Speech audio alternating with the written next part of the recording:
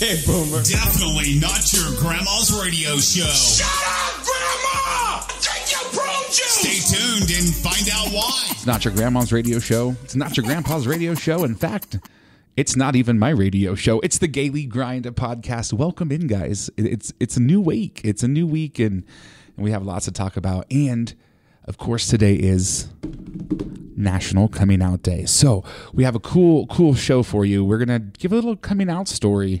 I'm going to tell mine. I'm not going to tell anybody else's because, you know, that's definitely rude. We don't do that in the gay community. But today is all about supporting and uplifting one another and other people in the community and you know, those that haven't had the chance or maybe the support to reach out and tell their story or become who they really are. And we all know the best part of being our inner self, or the most, I guess I should say, the most important part of being you is really being your true self.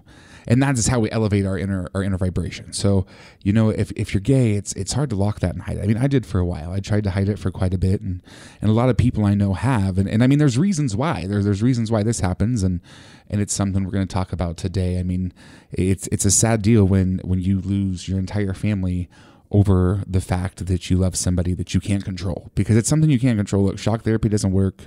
Dragging people behind a pickup doesn't work. They've tried that. Usually kills people. Carl, that kills people.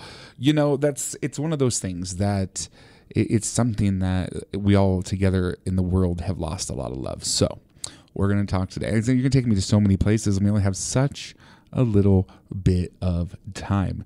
So first of all, let's start with my coming out story. It's National Coming Out Day. This is an LGBTQ podcast, and the purpose of us here is really to help and reach out to those in rural America, even those in the inner cities, just basically anybody that needs someone to talk to or maybe somewhere to go where they can just disconnect and be themselves. For me, that used to be Lady Gaga. You know, that was clear back in the day when she first started. That was how I went and channeled my feelings and emotions. She pulled me through those moments until I was able to come out. And we're coming to that story right now. So, you know, I'm going to take you back in time. You know, back in the day when things were just a little easier than they are today, but in many different ways. There are some things easier today that aren't, like coming out. It's getting easier. It's getting easier for everybody, from the people that did it before us. So my sister decides one day that she's going to help me come out to my mother. So this has been a process, right? Like, I start coming out little by little. Like, I go to my cousin's girlfriend first, and I tell her. And then I go to, like, my cousin, like, and I see if he can handle it. I'm like, okay, if my cousin can handle it, then we'll try my sister, because I know my sister's got this. Like, that's not a problem. So then I'm like, okay. So it's like baby steps. You know, you really have to, like, you dip your toe in the water just to see if someone's going to, like, cut your head off first. You really have to know where they're going to come from. So I told my sisters, and I told my sister, I was like, I need help with this at this point, because now we've reached my mother. So, you know, in your mind, your parents are this is your hardest one. This is your hardest one, because, you know, like, if you upset your parents, as a child, you don't want to do that. You don't want to lose their love. You don't ever want to hurt them, and you don't ever want to make them feel like they've done something wrong. And that's their instant reaction. So, you know, my sister's like, here, I'll help you. So we go to a baseball game for my nephew, and we're drinking beers. My sister, by the way, does not drink beer. Her cheeks go numb. It's not a thing. So she's like, let's tell Mom. We're going to tell Mom tonight. Okay, I've had some beers. We can do this. It's time. It's freaking time, right? So we go ahead. We head home. We get to the house, and my mom gets out of the car, and lo and behold, my grandmother's there, of all people. I'm like, what? No. My sister looks at me. She goes, oh, look, it's a 2-for-1 special. Are you freaking kidding me? So now, like, I wasn't planned. This was not planned. This was not planned for, by the way. We were not ready for this. So we legit get them inside, and we get them set down. And my sister keeps saying, Mom, you know, like, Will's got something really important to tell you. Something really important to tell you. Something really important to tell you. And she legit just ditches me. She's like, oh, my niece is in the shower. I have to go help her, and just leaves the room. And so there I'm just standing there. And it's like, well, thanks for breaking the ice. So how do I tell them? So my coming out story to Mom, I was like, Mom, I think I like boys. Okay, so we went through lots of stages of emotions at this point. There was laughter. There was a happiness. There was sadness. And then there was my cute little grandmother, and she's like, please don't come home wearing a purse.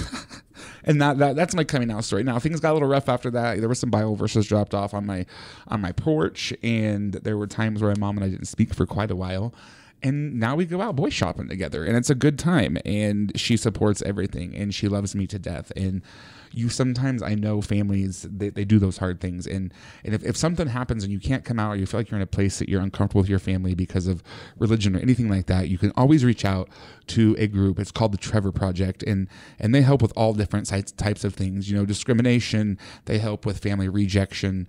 They help with homosexuality and suicide in the LGBTQ community. So you can check that out at the Trevor Project. I mean, it's a really, really, really good thing to look at if you haven't checked into it.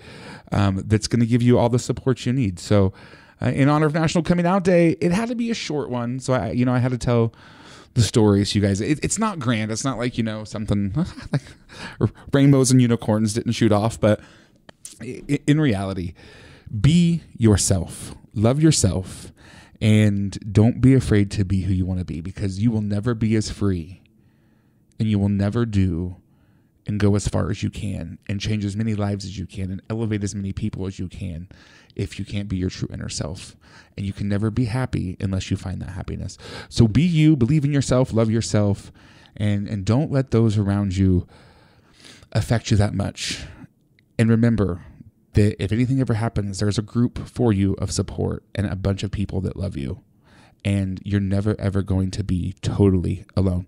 The Trevor Project, I'm going to say it again, the Trevor Project. Make sure you guys go check it out. Thanks again. It's your GAily Grind. It's super short, as always.